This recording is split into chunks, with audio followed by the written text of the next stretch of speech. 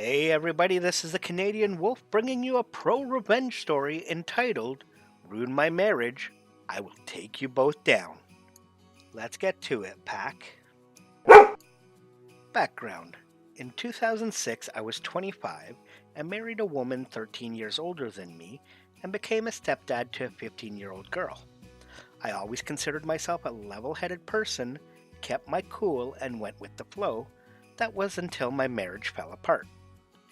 Cast: me, Alma, former wife, Marina, stepdaughter, Carl, stepdaughter's biological father, Karen, Carl's ex-wife. So it's the summer of 2009, Alma and I have 3 years in, and Marina just graduated high school. Alma tells me that Marina has been asking about her biological father. Alma says that she wants to write to an old address she had for him and see if he would be interested in getting to know his daughter. I was fine with it, as I believe that Marina has every right to try and get to know her father. A month goes by, and Alma tells me that Carl emailed her and is open to getting to know his daughter. Alma and Carl email back and forth so she can feel him out and he can get a sense of what Marina is like. At this point, I don't mind at all because Alma is open about all the emailing and what they write about. Fast forward a few weeks. Marina and Carl are communicating back and forth regularly. Everything looks to be working out. I start to notice Alma on the computer more and more chatting with Carl. I ask her about it, and she affirms that she and he developed a friendship over the past few weeks. I don't think much about it, as she isn't hiding anything and Carl lives in Mexico City. We lived in Central California.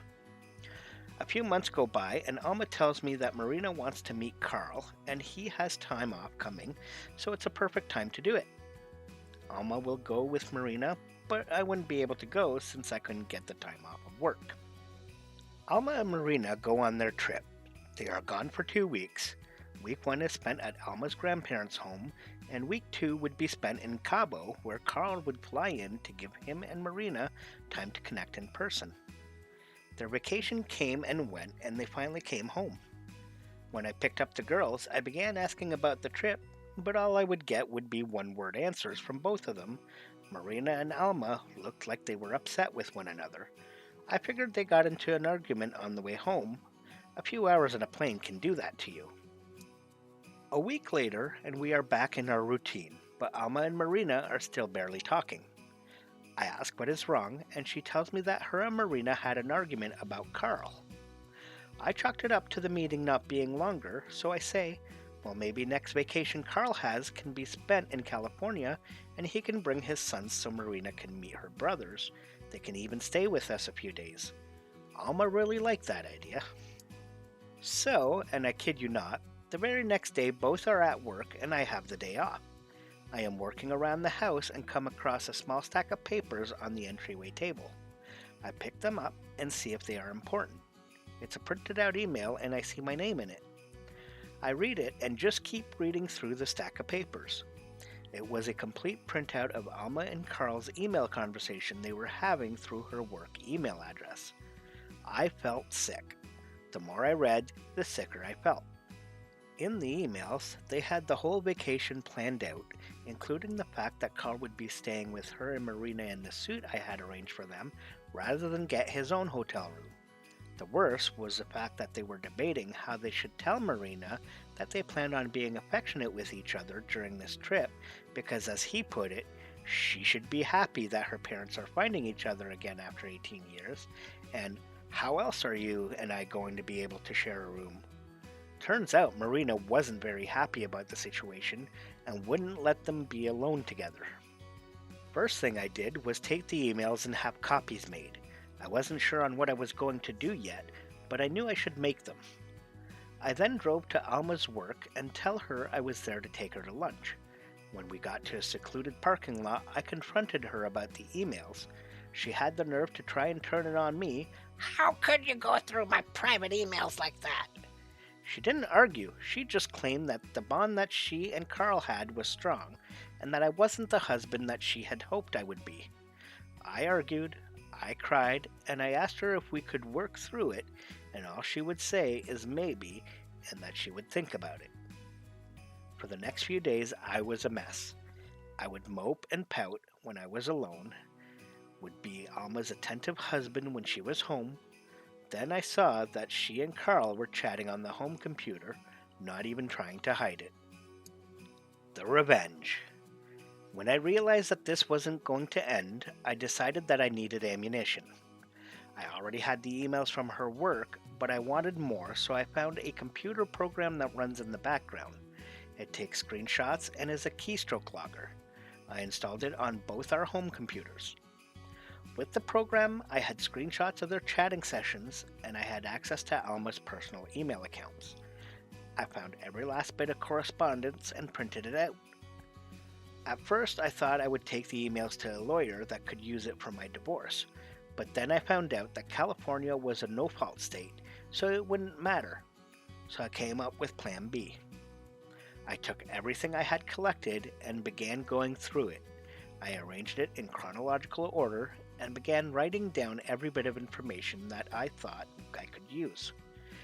Every break at work, I would just read, highlight, and write down information. I ended up with 2 notebooks full of random info. Where Carl worked, where his father's home was, phrases Carl would use. Phase 2 was the fun part. I went to a popular search engine that also would provide you with a free email address. I found the link to the Mexican version and created an email address for a fake woman. Let's call her Miss Sandoval. Miss Sandoval emails Alma and tells her that she was Carl's live-in girlfriend until a few weeks prior, and that she had been debating whether or not to email and warn her about Carl and his anger. Miss Sandoval wrote about their relationship and things that they would do, like his favorite vacation spots, how she cared for his boys, all the pet names he would call her. Everything written would come from one of the emails or chats they would have. Then, Miss Sandoval wrote about how he would become verbally abusive and how it started around the same time that Alma and Carl's relationship changed. Emails went back and forth for a week. In one email, I included pictures of a battered woman I found online. As this interaction is going on, I am still keeping tabs on their conversations, and their tones have changed.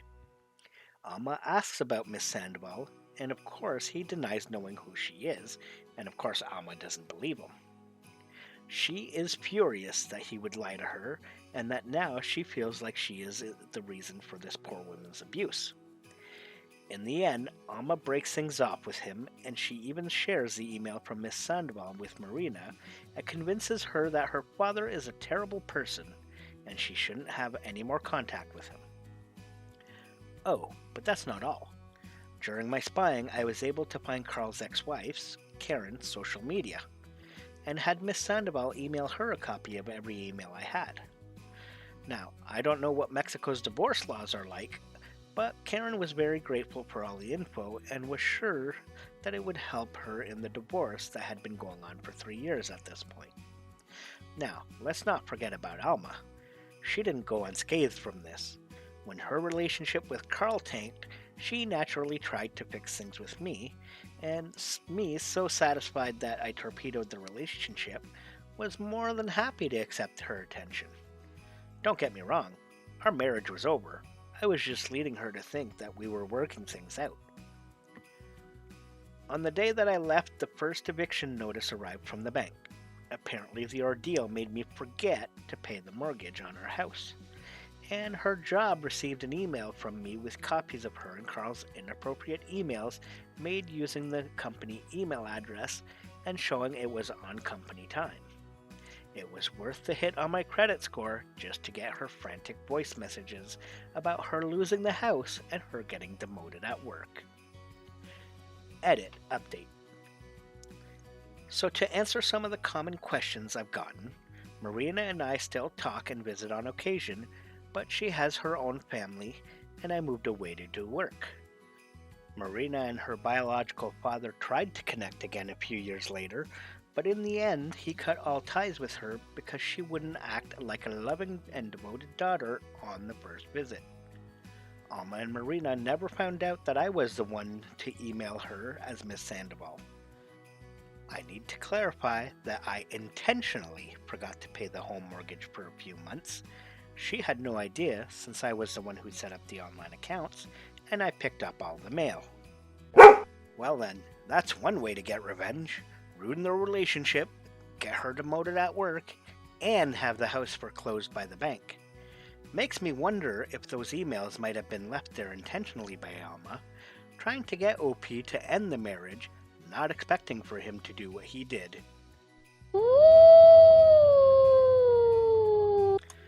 Well, everyone, thank you very much for watching the video. I hope you enjoyed this story.